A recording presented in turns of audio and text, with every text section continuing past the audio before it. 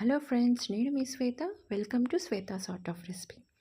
ఈరోజు నేను చాలా ఈజీ అండ్ సింపుల్గా కొబ్బరి రైస్ ఎలా చేయాలో చూపించబోతున్నాను. ఈ కొబ్బరి రైస్ని మనము నైవేద్యంగా అయినా పెట్టచ్చు, లేదు అనుకుంటే లంచ్ బాక్స్కైనా ప్రిపేర్ చేసి పెట్టచ్చు. ఈ healthy and simple coconut rice ఎలా చేయాలో చూసేద్దాం.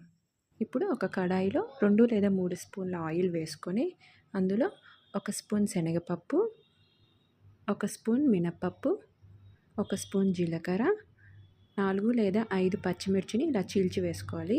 తర్వాత 2 రెమ్మల కరివేపాకు. ఇవి బాగా ఫ్రై అయ్యేంత వరకు వేయించుకోవాలి. ఇందులోనే కొద్దిగా కాజు పప్పుల్ని సగంకి కట్ చేసి వేసుకున్నాను. తర్వాత 1 కప్పు కొబ్బరిని బాగా తురుముకొని ఇలా ఒక 2 నిమిషాల పాటు ఫ్రై చేసుకోవాలి. చూడండి, ఇలా కొద్దిగా కలర్ చేంజ్ అయిన తర్వాత స్టవ్ ఆఫ్ చేసుకొని, కొబ్బరి అనేది మరీ ఎక్కువ వేయించకూడదండి.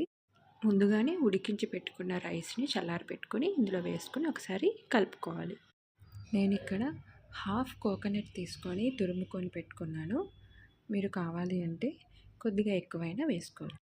నేను ఇంతవరకు సాల్ట్ వేసుకోలేదండి, ఎందుకంటే ముందుగానే వేసి పెట్టుకుంటే కొబ్బరి అనేది కొంచెం సాల్టీ అవుతుందని ఇప్పుడు రుచికి సరిపడ సాల్ట్ వేసుకుంటున్నాను.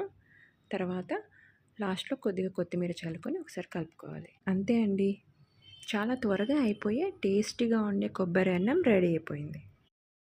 ఈ కొబ్బరి రైస్ని మనం లంచ్ బాక్స్కి కూడా ప్రిపేర్ చేసి పంపించచ్చు. చాలా త్వరగా అయిపోతుంది, ప్లస్ హెల్తీగా ఉంటుంది.